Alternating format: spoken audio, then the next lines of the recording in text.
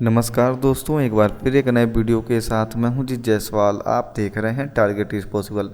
आज के इस वीडियो के माध्यम से ऐसे यूजर्स जो आधार यूसीएल सेवा केंद्र चला रहे थे और 17 सितंबर के बाद उनका इनवैलिड सुपरवाइजर की समस्या आ रही थी और बाद में उनको सीएससी की तरफ से भी मेल आ गया कि आप 1 साल के लिए सस्पेंड कर दिए गए हैं, 1 साल बाद ही आप लोग आधार यूसीएल सेवाओं पे कार्य कर पाएंगे। इसके अतिरिक्त कुछ लोगों का मेल नहीं आया था, उनका मेल यहाँ पे आ गया है, जो कि कल रात 10 बजे मेल आया हुआ है, जिसमें बताया गया है कि आपको 3 महीने बाद रीट्रेनिंग कराई जाएगी। तो इसके संबंधित मैं आप लोगों को कुछ इंपॉर्टेंट जानकारी देने वाला हूँ। इसके अतिरिक्त जो फिलहाल में कार्य कर रहे हैं या फिर जिनको 1 साल के लिए सस्पेंशन आ गया है, वे लोग भी इस वीडियो को पूरा अवश्य देखें। ऐसे यूजर्स जिन्होंने अभी तक टारगेट इज पॉसिबल के इस यूट्यूब चैनल को सब्सक्राइब नहीं किया है, उनसे मेरी रिक्वेस्ट है कि आप लोग इस चैनल को सब्सक्राइब कर दें, साथ ही साथ बेल आइकन को जरूर दबाएं। वीडियो पसंद आए तो लाइक ज़रूर करें। वीडियो सेक्शन में आगे बढ़ने से पहले आप लोगों को आ जाना होगा gadgetsupdate.hindi.com की आधिकारिक वेबसाइट पे। यहाँ पे देखेंगे लाइव नाउ का एक बटन दिया गया है। अगर आप भी जानना चाहते हैं कि आज के पूरे दिन में क्या नई अपडेट आई हुई है सीएससी की तरफ से, तो यहाँ पे लाइव नाउ पे क्लिक करके अपनी जानकारियों को बढ़ा सकते हैं।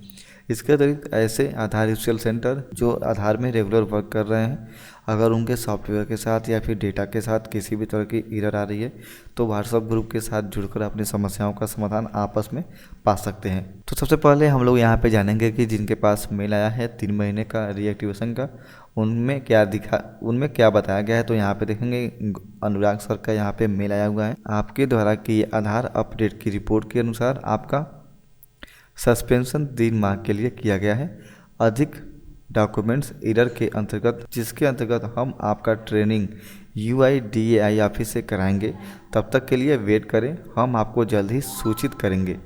किसी प्रकार का ईमेल अन्य किसी को भेजने की आवश्यकता नहीं है। तो दोस्तों यहाँ पे देखेंगे जिनके पास 1 साल का सस्पेंशन आ गया था उनको तो कंफर्म होगा कि वे 1 साल के लिए बंद हो गए, लेकिन जिनको मेल आया था उनके पास कल मेल आया है जहाँ पे उनको बताया गया कि आप 3 माह के लिए सस्पेंस किए गए हैं, आपको UIDAI ऑफिस में ट्रेनिंग दी जाएगी, उसके बाद आपको दोबारा से एक्टिव किया जाएगा ताकि आप फिर से काम करना शुरू कर दें आधार यूसीएल सॉफ्टवेयर पे। और यहाँ पे एक चेतावनी भी दी गई है कि आपको इस मेल को कहीं और शेयर करने की आवश्यकता नहीं है या फिर किसी तरह का मेल नहीं करनी है। तो यहाँ पे दोस्तों जिनका 3 महीने के लिए सस्पेंशन हुआ है उन लोगों को थोड़ा सा वेट करना है। जैसे ही आधिकारिक तौर पे कोई सूचना मिलती है कि कैसे आप लोगों को क्या करना है तो मैं आप लोगों को जल्द सूचित करूंगा। आप लोग थोड़ा सा सब्र बनाइए क्योंकि आपका 3 महीने बाद चालू होने वाला है। यहाँ पे हम बात करेंगे जिनका 1 साल का सस्पेंशन हो गया है। तो मान लीजिए उनका डॉक्यूमेंट्स एरर या फिर ओवर चार्जिंग या फिर किस कारण से सस्पेंशन किया गया है 1 साल के लिए, कोई सटीक या फिर अस्थायी रीज़न नहीं बताया गया है, बस एक मेल भेज दिया गया है। जितने लोगों का इनवैलिड सुपरवाइजर आ रहा था उनको 1 साल के लिए, लेकिन कुछ ही लोगों का यहाँ पे 3 महीने का सस्पेंशन मिला है, लेकिन बाकी लोगों का 1 साल के लिए मिला है बिना किसी अस्थायी रीजन के। तो कहीं ना कहीं ये सीएससी या फिर UIDAI की तरफ से बहुत ही बड़ा नाइंसाफ़ी है। ऐसा नहीं होना चाहिए। जब तक आप उनको सही रिपोर्ट या फिर सही जानकारी न देते तब तक ये गलत है, क्योंकि मान लीजिए जितने भी ऑपरेटर सस्पेंस हुए हैं 1 साल के लिए उनको एक बार वार्निंग भी देनी चाहिए 1 महीने के लिए या फिर 3 महीने के लिए ही वार्निंग अगर देते कि आप लोग आगे से अगर गलती करेंगे तो 1 साल के लिए या फिर 5 साल के लिए आपको बैन कर दिया जाएगा। बिना किसी ट्रेनिंग बिना किसी वार्निंग के ही 1 साल के लिए सस्पेंशन दे दिया गया और उन लोगों को काफ़ी दिक्कत होगा जो नए तौर पर शुरू किए थे और लाखों रुपये का इन्वेस्ट किए थे, उनका कैसे रिकवरी होगा इसके बारे में बिना सोचे हुए UIDAI ने 1 साल के लिए सस्पेंशन दे दिया। ये कहीं ना कहीं बहुत ही गलत हुआ है उन लोगों के साथ जिनका 1 साल के लिए इनएक्टिव या सस्पेंड कर दिया गया है। तो इस पे आप लोग ध्यान रखिएगा और इस पे आप लोग ध्यान दीजिएगा कि कैसे क्या करना है, आप लोग को पता होगा। और फिर से एक बार आप लोग अनुराग सर से बात कर लीजिएगा कि क्या फिर कोई चांस बन रहा है या फिर नहीं बन रहा है। ये तो बड़े अधिकारी ही सूचना देकर इसके बारे में बताएंगे।